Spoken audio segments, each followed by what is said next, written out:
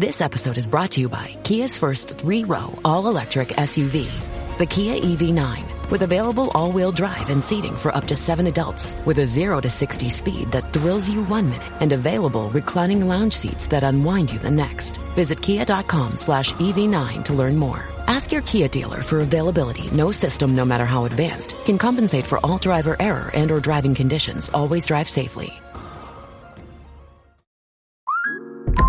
Between the kids being home and hosting, everything in our house gets used up in summer. With Instacart, I can save money by stocking up on all my favorite summer brands.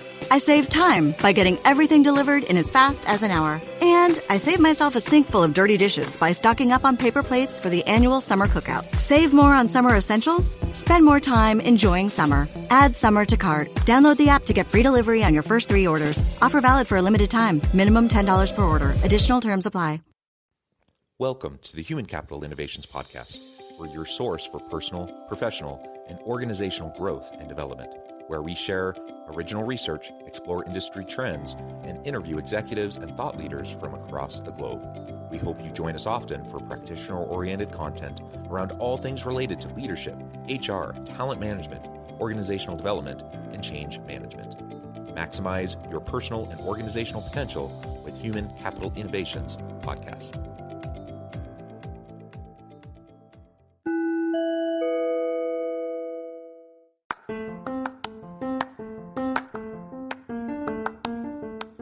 If you enjoy the Human Capital Innovations Podcast, enjoy ad-free listening by going to the Patreon page, and please consider contributing even at the producer or sponsorship level. And please leave a review. Thank you for your support.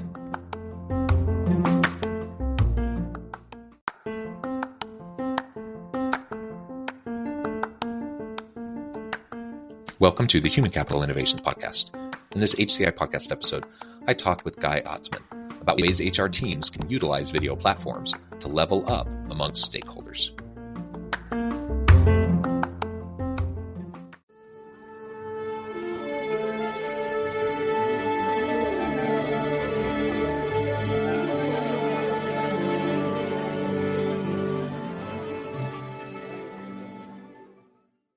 Guy Atzmon, welcome to the Human Capital Innovations Podcast. It's a pleasure to be with you today. Where are you joining me from? I'm in sunny Tel Aviv right now. Wonderful. And I imagine it's quite late in the day for you. I'm south of Salt Lake City in Utah, so it's morning for me. It's a pleasure to be with you. It's a pleasure to have a chance to chat and to tap into your expertise around video platforms. We're going to be talking specifically about ways HR teams can utilize video platforms to level up amongst stakeholders. As we get started, I wanted to share Guy's bio with everybody. Guy Atzmon joined Sunday Sky to form and lead the in-house creative department. Today, he oversees personalized video solutions for global brands, implementing them into their vertical offerings and platform strategy. Guy started his career as a freelance print, web, and video graphic designer for the fashion, nightlife, and film industries in New York. And in 2003, Guy joined Rhino FX, a top visual effects and design studio. His work at Rhino FX gained him the prestigious First Boards Award for up-and-coming talent in the motion graphics field. His work was also featured in online and print publications such as Shots, Boards, Motiongrapher.com, and many more. In 2007, Guy joined the creative department at BBDO Israel, one of the top advertising agencies in the world. Really a tremendous background, Guy. Anything else you would like to add by way of your background or personal context before we dive on into the conversation? Yeah, I've always been very attracted to both art and design on one hand, and then computers and computer science or the world of technology on the other hand. And the beginning of my career, it was kind of which one do I choose? And then as my career developed, I find a home to cater to both my passions at Sunday Sky. So I've been doing that for the last 13 years. Yeah, and tell us a little bit more about Sunday Sky.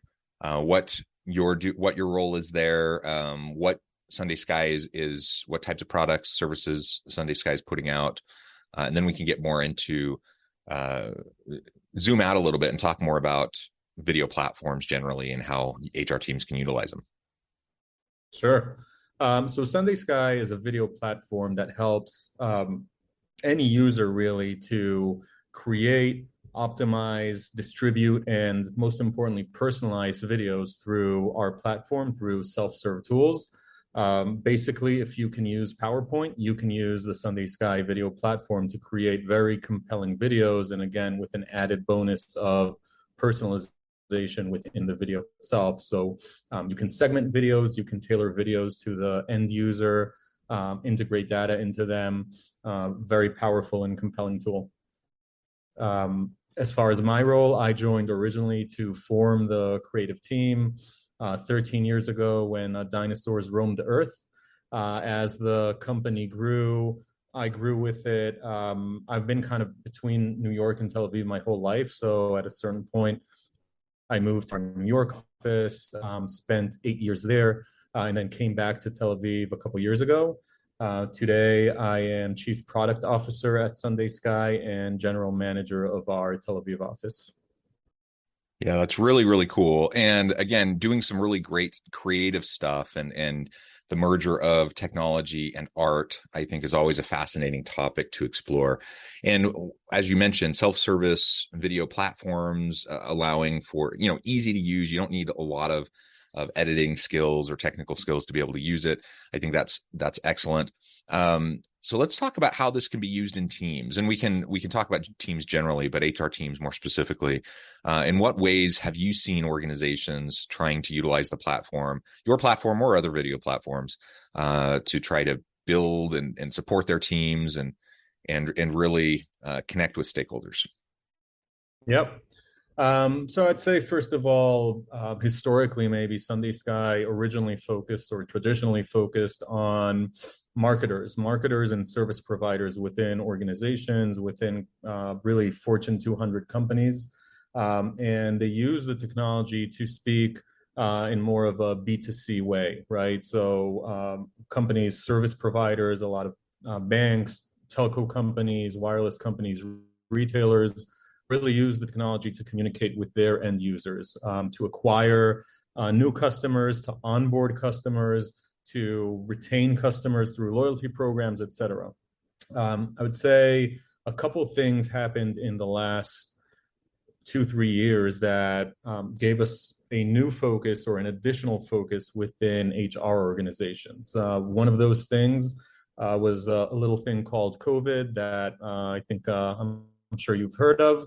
But COVID really changed the needs of a lot of HR organizations with the move to remote or hybrid work environments and the challenge in maintaining a culture from a remote situation. So that's one factor. And then the second factor is our own move to the self-serve platform. Historically, we've been very much tech-enabled services. So my team, the creative team, built all the projects for our customers, again, Fortune 200 customers. But in the last 3 years, we've been pushing very hard and launched our own self-serve platform where anyone can use that platform. So now the level of entry as far as pricing and expertise and time investment has changed. And we've seen that as a catalyst to introduce this to other areas in the organization, like HR, for instance. So HR that might have less budget than marketing traditionally or other parts of the organization can now also enjoy this great platform and the technology and using personalization within video for their own needs. So those two things combined really pushed us into adding an additional area here with serving HR organizations. Yeah. And can you talk a little bit more about the personalization components? Like, in what ways are people personalizing these? In what ways are HR teams utilizing this and personalizing it? So the technology itself has the ability to take a data feed and really anything that you have as a data feed, inject it into video templates that the user creates that are really branded and on point as far as the look and feel and kind of how they portray the brand. So any data that you have can be injected in the videos and really help tell a more compelling story. Everything from the viewer's first name, if you have that as data, their position, if we're talking about HR, their account status or, loyalty program in the case of airlines, for instance, how many miles you have, anything that can be reflected in data and passed on can be incorporated within the videos and really help tell a more compelling and a more personalized story. So as we started thinking about, okay, how can we help serve HR? And we were, so to say, eating our own dog food in this sense. We started thinking about use cases for our internal usage as we move to a distributed remote organization. Today, we're totally remote in our US office, and we're in hybrid mode in our Tel Aviv office. We started to come across challenges that we felt other organizations have as well, right? So one, the great resignation and the competitive hiring market made it much harder to hire talented people and to get that exposure. You can do that with video in a much more compelling way. Onboarding new employees and new team members, also very hard in a remote environment. And how do you instill the culture with new employees and new team members? How do you educate them and everything you want to do in onboarding? So we started doing that with our own new employees. How do you celebrate the wins, product releases, news, internal news of the company? Kind of how do you retain the employees in the workforce, and how do you keep them engaged and keep them informed? All of those things can be done through video and through our video platform.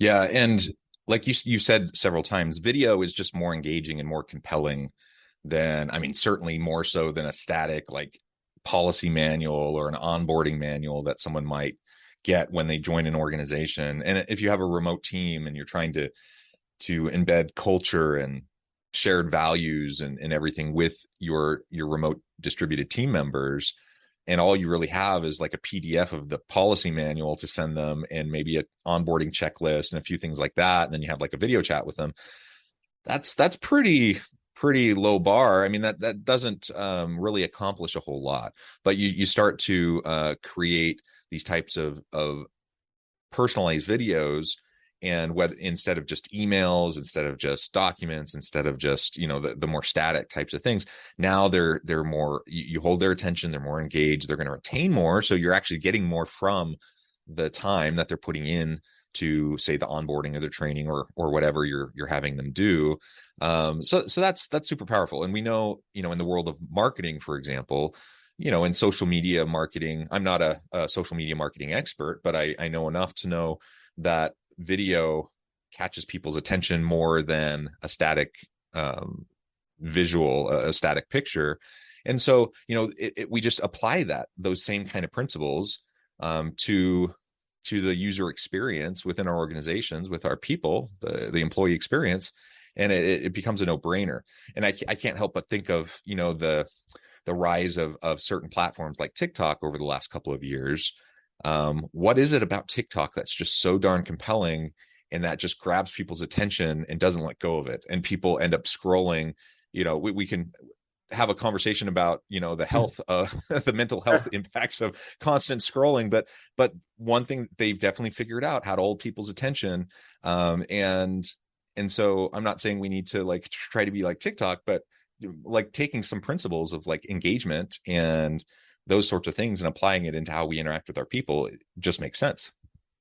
Yeah, absolutely. And really it's a 1-2 punch here, right? So the first layer is the use of video on its own is already more compelling than a PDF or a welcome email or even a welcome packet, what have you, all the traditional ways. Video has become an expectation, right? But then the personalization aspect of it really helps it make it just that much more compelling. And personalization, I like to speak about both overt and subtle personalization. Overt personalization being, you know, welcoming the viewer by their name, saying, hey, this is going to be your onboarding buddy. This is Rachel from finance, and she's going to help you in your first steps. And, you know, this is your position, and here are a couple of your team members. So the overt parts of really taking that personalized data and personalized information and putting it in the video is great.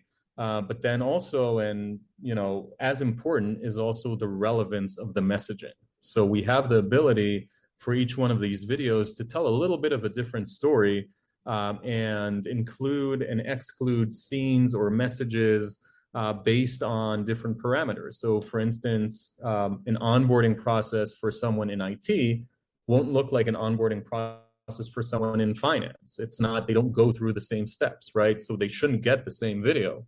You want to give them different messages. You want to tell them, hey, there might be processes that are more relevant to a new HR recruit versus a new finance recruit. There might be whole topics that are not relevant to a different group of people. So that's more what I refer to subtle personalization, where just the choice of the topics and the messages that are included are also a big part of the story. So you end up with videos, no two videos are the same, not even in length. My video might be 1.5 minutes, my onboarding video to Sunday Sky, and someone from finance might be 2.5 minutes. It all depends on the relevance and certain rules that you set to say, okay, this viewer would get these scenes, a different viewer would get other scenes, etc. So both subtle and overt personalization are really key and compelling, and help completion rates of the video as well. You want to keep the viewers interested and not burden them with unnecessary information or irrelevant information. Right. And I was just going to key in on that, the irrelevant information. How many of us have sat through onboardings or trainings, courses, whatever, where, there's good stuff there, and some of it's relevant, some of it's interesting, some of it, we can see immediately how it can apply to our jobs and how we can do better, and it will make our lives better and everything like that. But then on the other hand, like, so much of it is completely irrelevant. And I was actually just in like a day-long kind of cohort-based training session yesterday, and I was just thinking about this. I'm like, it's nice to be back face-to-face. That was great, but it wasn't personalized in any way. And we were all over the map. The participants were all over the place in terms of their backgrounds, their experiences.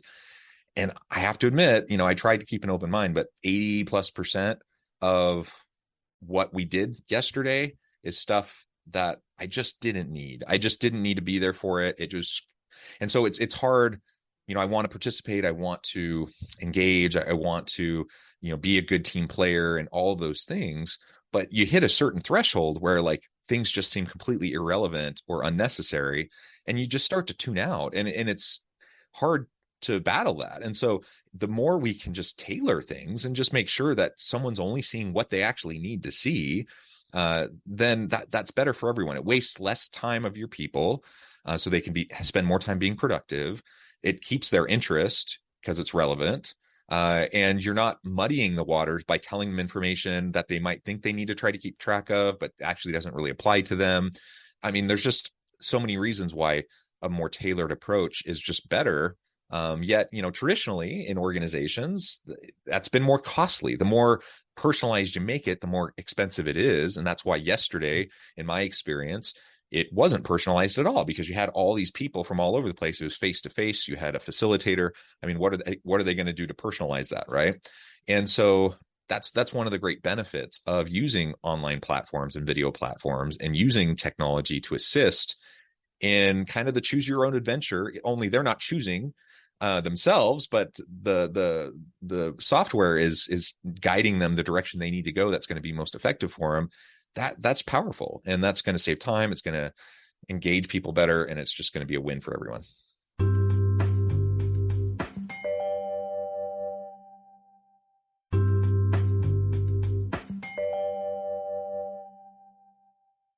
Exactly. Yeah.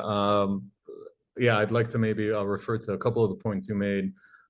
First, from an experience perspective, I think there's a generational component here that's coming into play, as well as just a general expectation for us as humans and what we interact with, right? Of course, our jobs are very important to us, but we also, at the end of the day, we kick back in front of Netflix, or, we do our shopping on Amazon.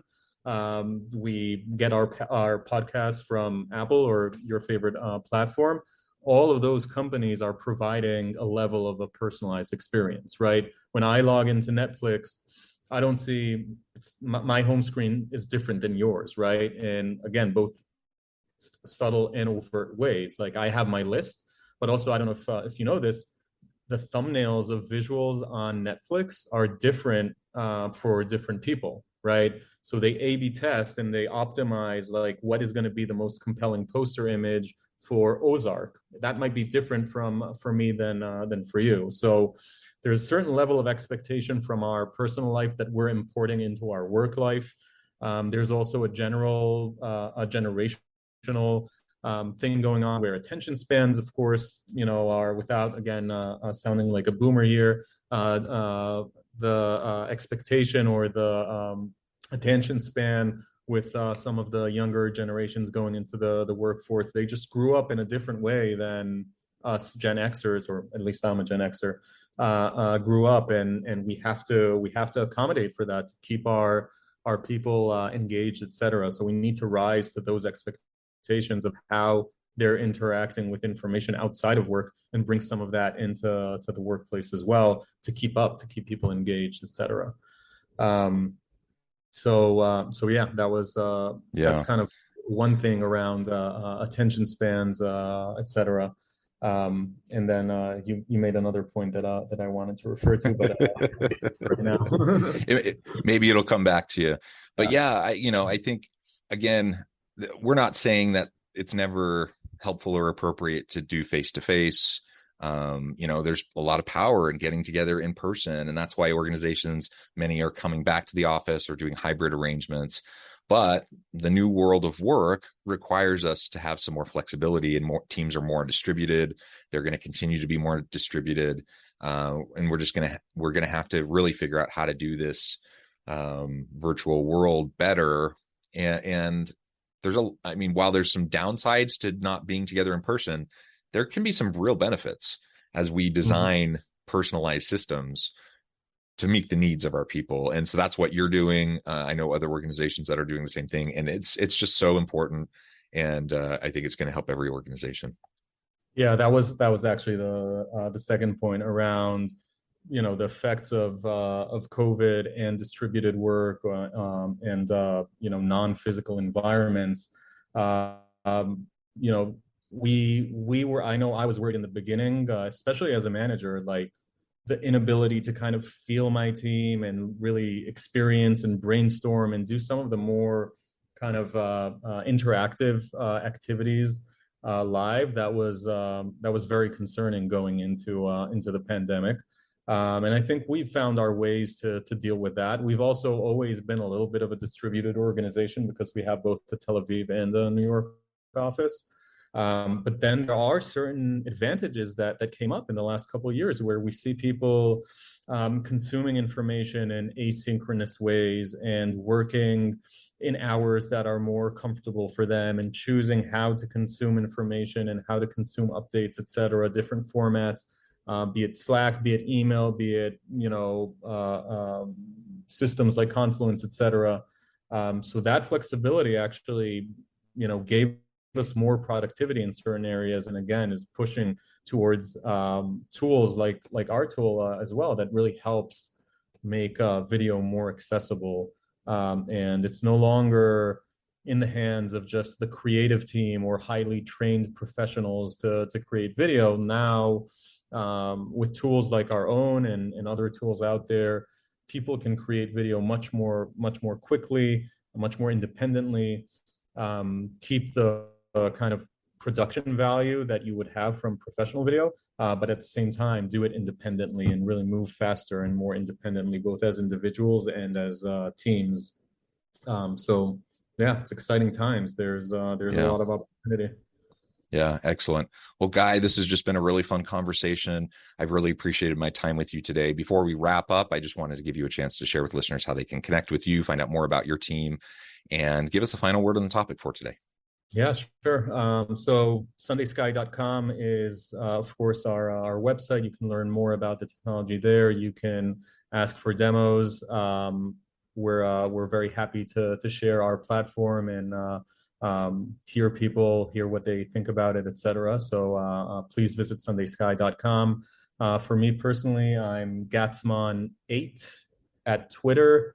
I'm Guy Atzmon on Facebook and Instagram and everywhere else, LinkedIn. That's where you can find me. Wonderful. Thank you so much. I encourage listeners to reach out, get connected, find out more about what Guy and his team can do for you. And as always, I hope everyone can stay healthy and safe, that you can find meaning and purpose at work each and every day. And I hope you all have a great week.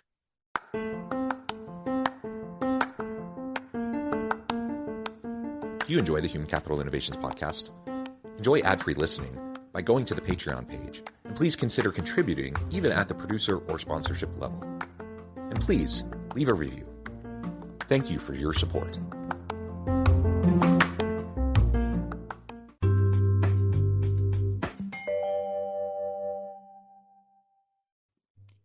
Thanks again for joining us for this episode of the Human Capital Innovations podcast.